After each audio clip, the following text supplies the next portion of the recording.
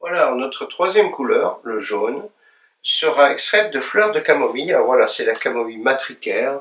Alors c'est historique, hein, on l'a utilisé notamment en Allemagne, dans différents endroits. Et donc cette petite camomille, réduite en poudre fine ici, sera extraite alors d'une manière assez simple.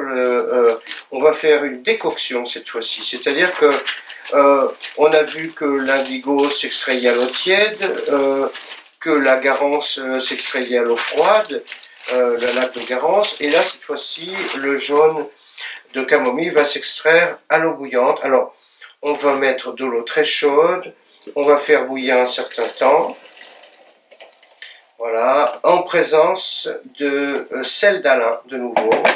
Et là c'est important parce que l'Alain va se fixer déjà sur des colorants qu'on appelle les flavones, et donc ces colorants là vont donner un liquide très jaune très coloré, et c'est à partir de ce liquide jaune qu'on va filtrer soigneusement, qu'on va faire de nouveau cailler notre couleur, mais avec un procédé légèrement différent.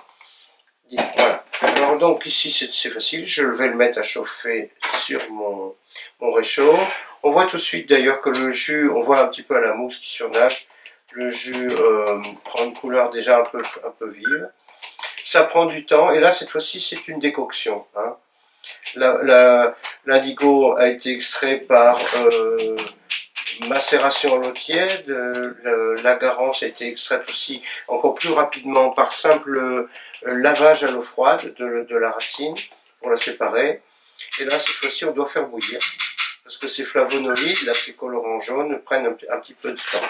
Donc du coup là va nous servir de solvant d'une certaine manière, hein, la solution aminée va nous permettre d'extraire le colorant, mais bien sûr il faudra filtrer pour éliminer la matière cellulosique des feuilles, des fleurs dont on n'a plus besoin pour faire notre pigment.